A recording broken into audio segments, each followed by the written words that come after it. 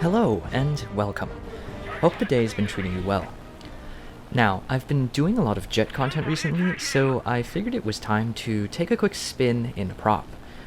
This is the Saab A21A-3, battle rating 4.0 in Tier 4 of the Swedish air tree. It's the ground attack variant of the Saab A21 airframe, of which there are like 5 other variants in the tech tree, including the J21 fighter variants and the 21R jet-propelled variant in Tier 5. With Sweden having so few planes to begin with, it really feels like this weird little airframe makes up half the entire tech tree in its current state. So if you're keen on the Swedes and War Thunder, it's probably worth taking note of its strengths and weaknesses. As you can see, this is not your conventional propeller plane.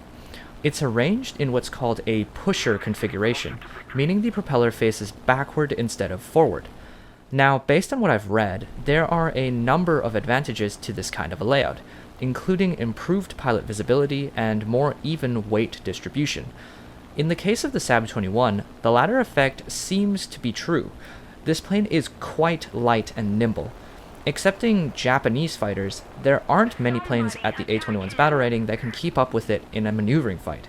Combine that with its deadly array of 4 13.2mm heavy machine guns and a 20mm cannon to boot, and you have quite the powerful brawler indeed.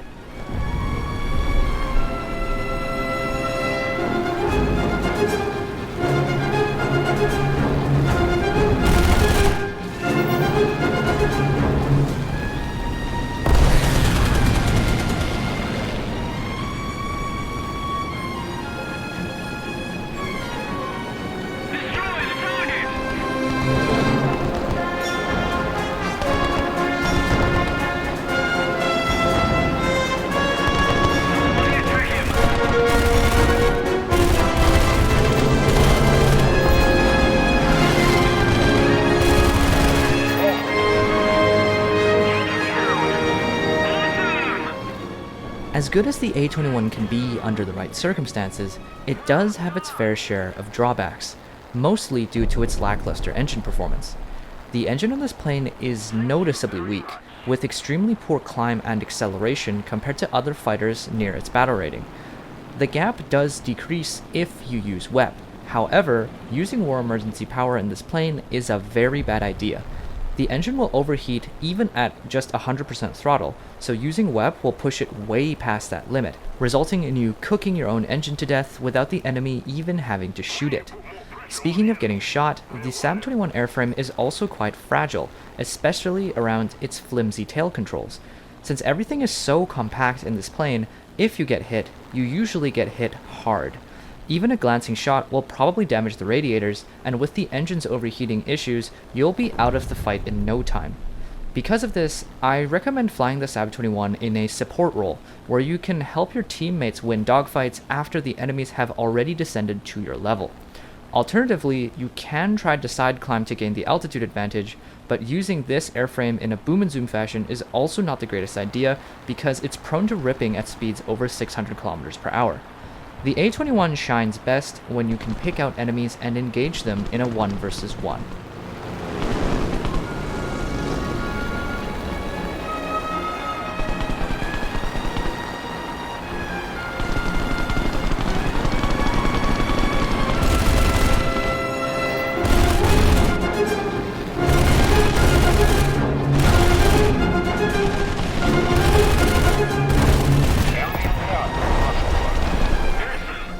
There's another pusher configuration fighter, the XP-55.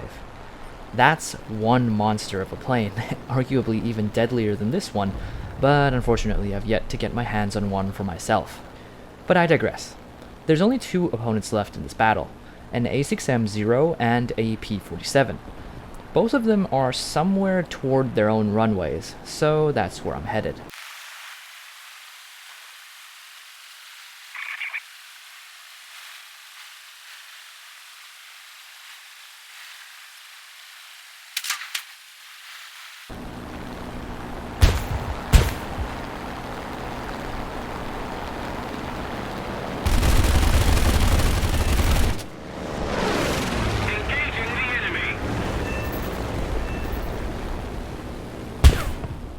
Unfortunately, I don't get the chance to bag a sixth kill because the P-47 dies in a head-on against another Saab 21 right as it takes off the runway.